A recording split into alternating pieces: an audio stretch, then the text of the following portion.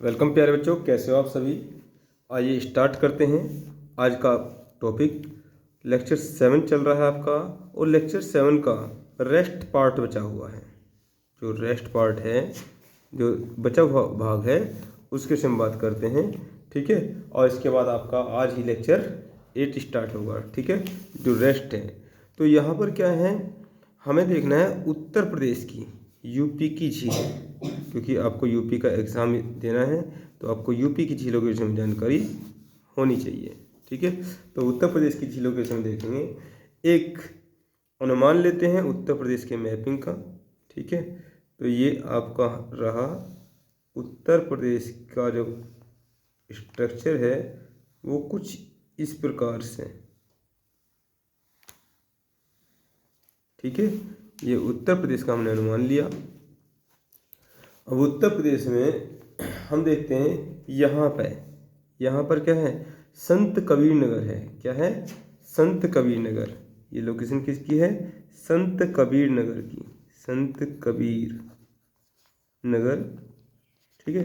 तो संत कबीर नगर में जो झील है, संत कबीर नगर में झील है, ये बरवीर झील, बखीर झील है, बखीर झील, बखीर झील, संत कबीर नगर में बखीर झील है। उसके बाद यदि हम बात करेंगे महाराजगंज, ठीक है, बात करेंगे यदि, तो इधर पड़ता है महाराजगंज। तो महाराजगंज में आपका ये कौन सी आती है? महाराजगंज के क्षेत्र में ये महाराजगंज, ठीक है। तो ये पड़ेगा आपका सोहागी झील। कौन सी? सोहागी झील, सोहागी, ठीक है। यहाँ नीचे गोरखपुर है, ठीक है। ये जैसे टर्न लेते हैं तो गोरखपुर है, गोरखपुर, गोरखपुर। तो गोरखपुर में पड़ेगी रामगढ़ झील, रामगढ़ झील, ठीक है, गोरखपुर में रामगढ़ झील। यदि हम बात करेंगे वाराणसी क्षेत्र की, यदि हम बात करेंगे वाराणसी क्षेत्र की, तो वाराणसी में पड़ेगी अंधेताल, वाराणसी,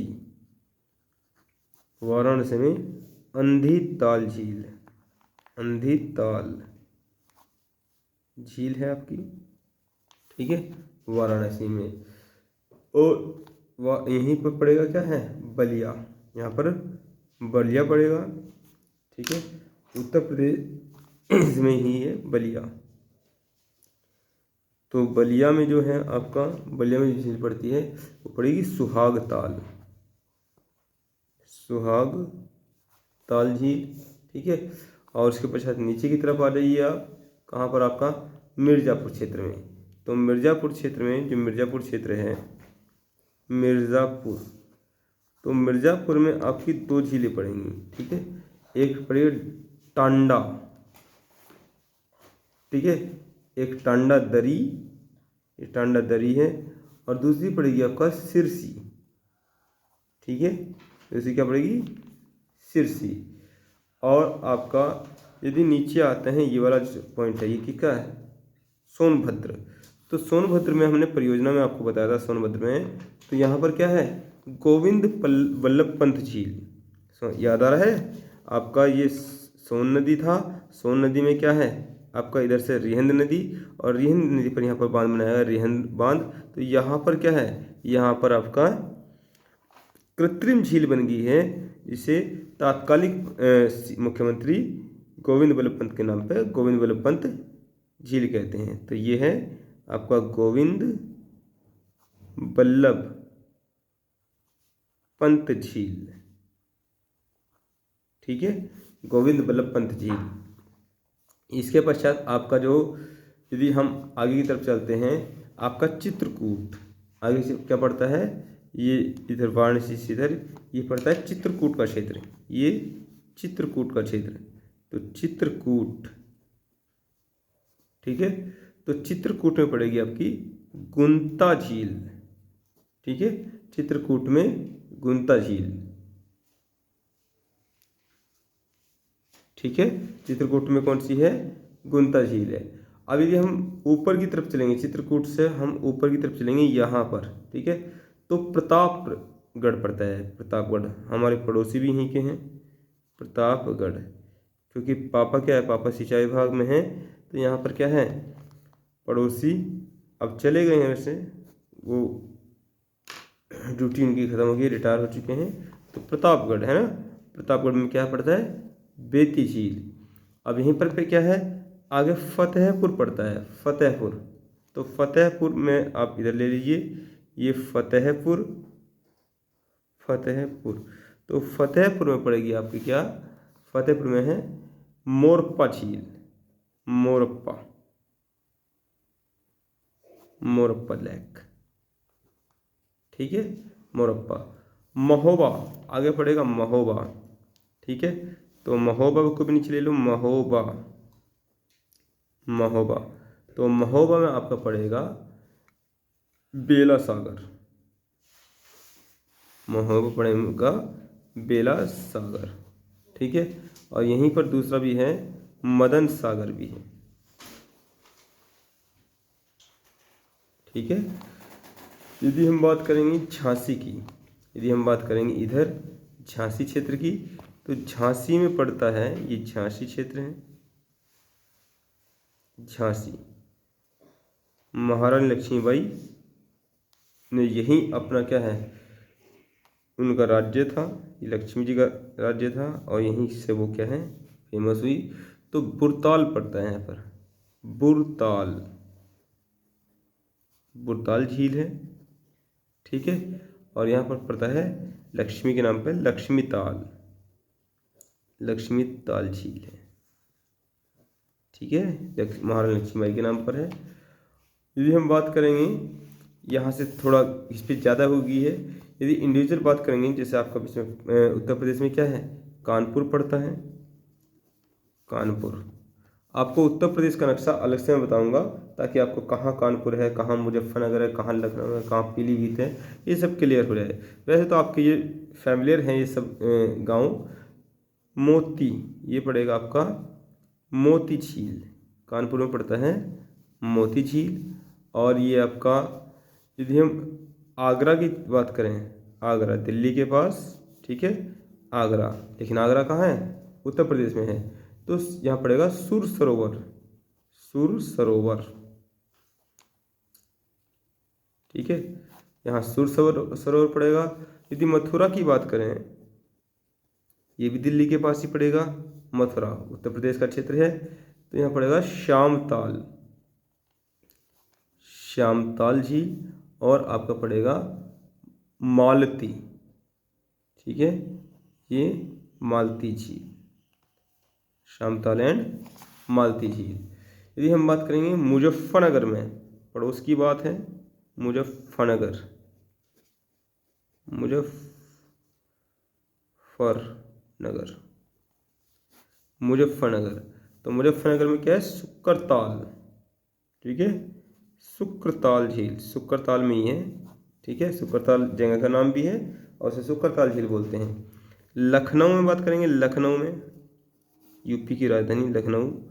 तो लखनऊ में क्या है आपका, करेला ताल,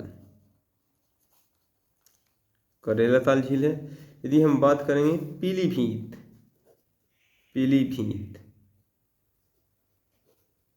ठीक है, पीलीभीत, पीलीभीत में पड़ता है फुलहर झील, फुलहर झील। और जहाँ से हम बिलोंग करते हैं क्या, हस्तिनापुर, ठीक है, हस्तिनापुर को क्या है, सेंचुरियन क्षेत्र बनाया दिया है गवर्नमेंट ने। और यहाँ की सारी पब्लिक को भेजने की योजना कहाँ पर है, वो पीलीभीत में। किसी का 200 गज का प्लॉट हो, चाहे किसी का 500 गज का हो, सबको वहीं देने की प्लानिंग है। और यहाँ पर क्या छोड़े जाएंगे हस्तिनापुर में, वो छोड़े जाएंगे आपका वन्य जीव जंतु, ठीक है, ये प्लानिंग है। लेकिन कब तक काम होती है, राजनीति है, ये अभी कोई फिक्स मोहर नहीं लगेगी इसमें, ठीक है। बात करेंगे आपका अयोध्या, ठीक है, बात करेंगे अयोध्या की। फैज़ाबाद में पड़ता है ना, फैज़ाबाद, फैज़ाबाद में आपका अयोध्या, जो फैज़ाबाद में पड़ता है आपका अयोध्या जिला, ठीक है, अयोध्या।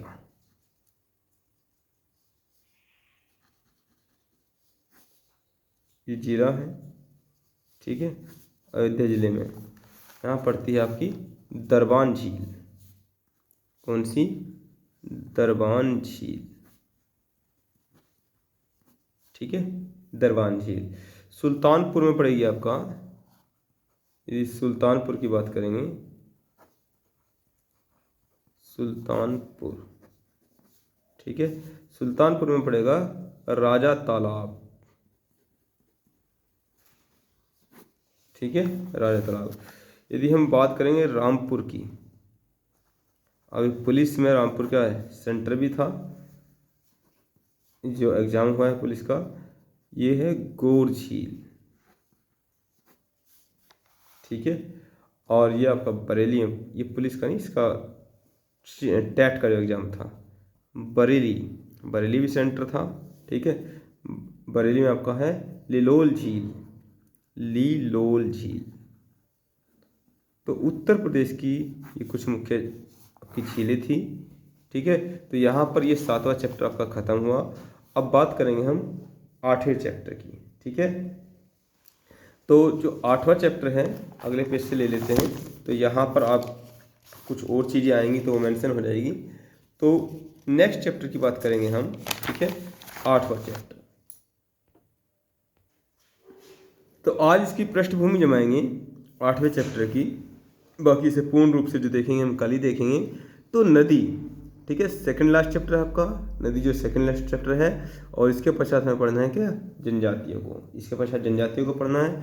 तो नदी में क्या देखना है, देखिए नदी जो होती है ये फ्लो जो कर रही है, जो नदी बह रही है, ठीक है, ब्लू कलर का पेन ले लेते हैं, जो नदी बहती है, नदी का जो जल बहता है, ठीक है, इस प्रकार से नदी बहती है। तो नदी को यदि हम देखा जाए तो भारत नदियों का क्या है, नदियों का देश है, नदियों की कोई कमी नहीं है भारत में, ठीक है, भारत नदियों का देश कहा जाता है। तो यदि इसके उद्गम की दृष्टि से देखें, भारत की जो नदियां हैं वो कहाँ से आती हैं और कहाँ इनका जल बाद में विलीन हो जाता है। तो उद्गम की दृष्टि से देखें, संपूर्ण भारत की मैपिंग को यदि हम देखते हैं, संपूर्ण भारत की मैपिंग को देखते हैं, और नदी के लिए जो रॉ मटेरियल है, ठीक है, नदी में जो पानी आता है वो कहाँ से आता है, नदियों का पानी आता है ग्लेशियर से, ठीक है। और ग्लेशियर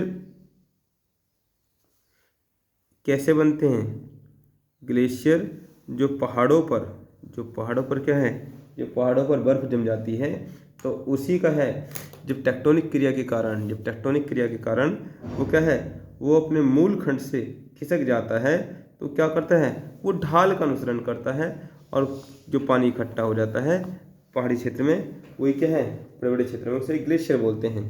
तो यदि भारत की दृष्टि से हम देखें, तो भारत में जो नदियों को यदि उद्गम के हिसाब से देखा जाए, कहाँ से इनका उद्गम होगा, भारत में नदियों का कहाँ से उद्गम होगा, यदि हम उद्गम की दृष्टि से देखें, उद्गम, ठीक है, तो उद्गम एक तो होगा आपका हिमालय से, ठीक है, पहाड़ कहाँ है, हिमालय क्षेत्र में, एक तो हिमालय से होगा, और दूसरा क्या है, प्रायद्वीपीय क्षेत्र, ठीक है।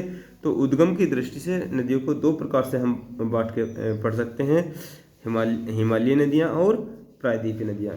अब जितनी भी हिमालयी नदियाँ होंगी तो उनका एग्जिट कहाँ पे होगा, उनका निकास कहाँ पे होगा, हिमालय की सारी नदियाँ कहाँ हैं, हिमालय की सारी नदियाँ या तो जल गिराएंगी यहाँ पर अपना, ठीक है, या जल गिराएंगी यहाँ पर।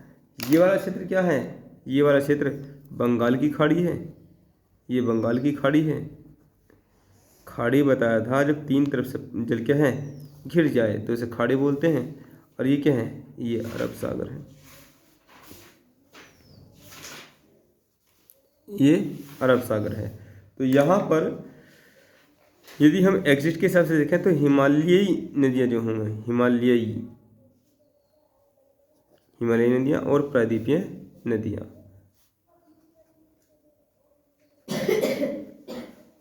दो प्रकार से पढ़ेंगे। हिमालयी नदियाँ सारा अपना जल कहाँ गिराएंगी, ये अरब सागर में, अरब सागर में, ठीक है। और ये आपका 2 पॉइंट बनेंगे इसके, अरब सागर के साथ साथ दूसरा नंबर 1 और दूसरा बंगाल की खाड़ी,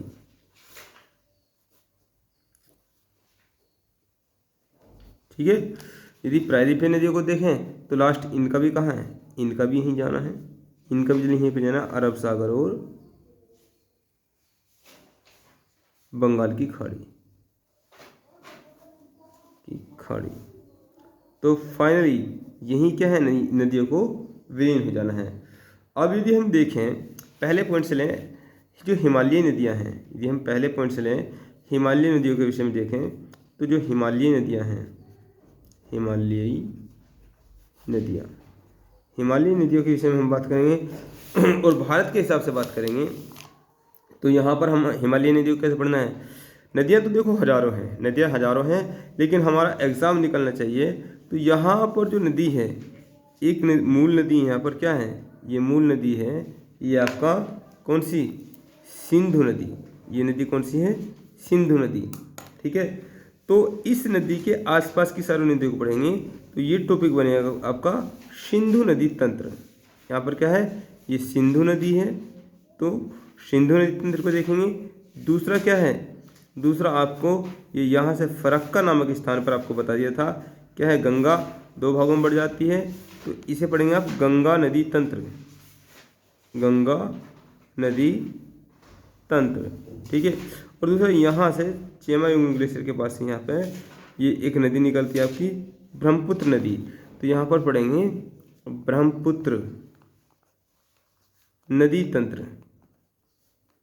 और आपकी हिमालय नदी क्या है, इसी में हम सब कंट्रोल कर लेंगे। ठीक है, तो यदि हिमालय नदियाँ हम देखें तो 3 प्रकार से आपको स्टडी करनी है। ठीक है, एक आपका सिंधु नदी तंत्र, सिंधु नदी तंत्र, ठीक है, ये फर्स्ट रहा आपका। दूसरा रहा आपका गंगा नदी तंत्र, गंगा नदी तंत्र, ठीक है, और तीसरा रहा आपका, जो थर्ड रहा आपका ब्रह्मपुत्र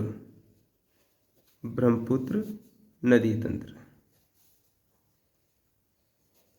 तो इस प्रकार से हम नदियों क्या है, हिमालय नदियों को कवर करना है। ठीक है, तो आइए आज एक छोटी सी शुरुआत कर देते हैं, आपका सिंधु नदी तंत्र के विषय में जानकारी लेते हैं।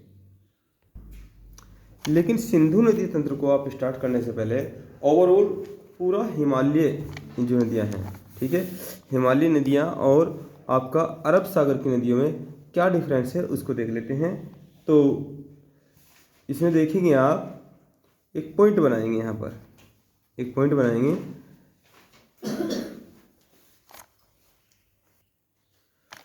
हिमालयी नदियाँ, हिमालयी नदियाँ और प्रायद्वीपीय नदियाँ, द्वीपीय नदियाँ।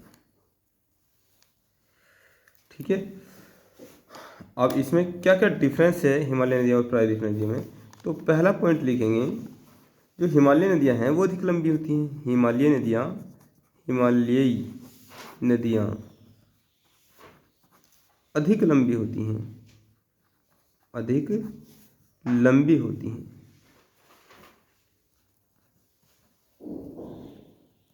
ठीक है, इसमें लिखेंगे जबकि प्रायद्वीपीय नदियाँ कम लंबी होती हैं।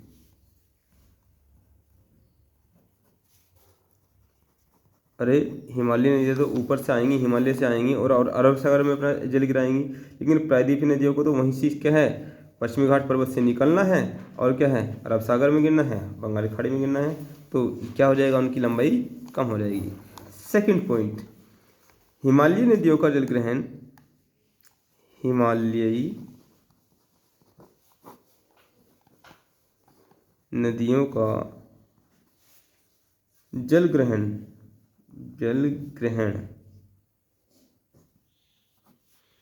क्षेत्र बड़ा होता है।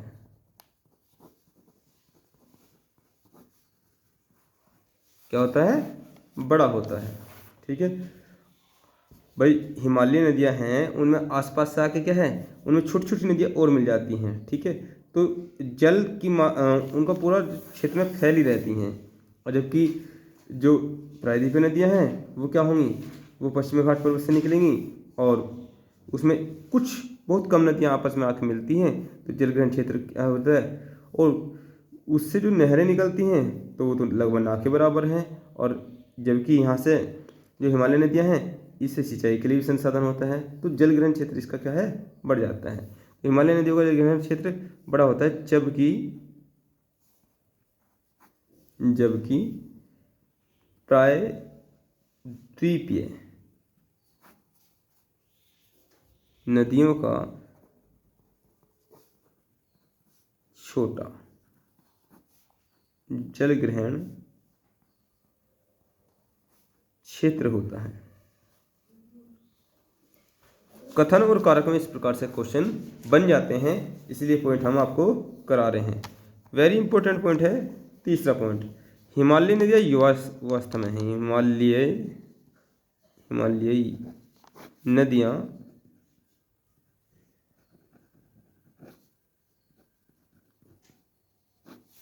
युवा अवस्था में हैं, युवा अवस्था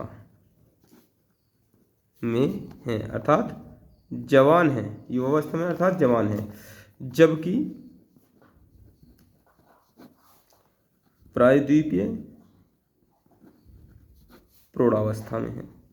अब इसका क्या मतलब है, क्या नदियाँ भी जवान होती हैं और बूढ़ी होती हैं? हाँ, जब नदियों में जल की मात्रा प्रॉपर हो तो क्या रहेंगी, युवावस्था में रहेगी। और जब इसमें जल की मात्रा नगण्य हो रही हो तो क्या है, प्रौढ़ावस्था में रहेंगी।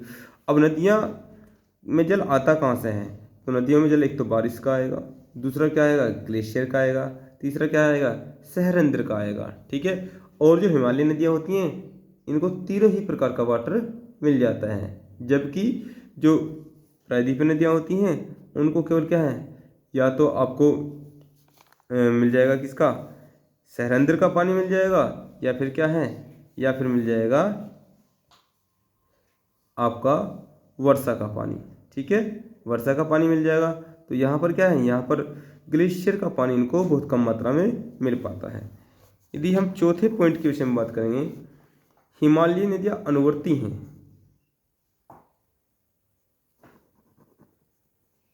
हिमालयी नदियाँ अनुवर्ती हैं, ठीक है। जबकि प्रायद्वीपीय पूर्ववर्ती, ठीक है, ये पूर्ववर्ती हैं। पांचवा पॉइंट आपका, हिमालयी नदियाँ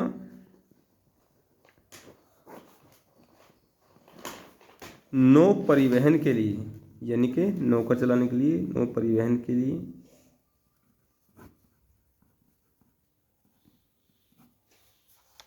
अनुकूल हैं, बड़ी बड़ी नदियां हैं, ठीक है। जबकि प्रायद्वीपीय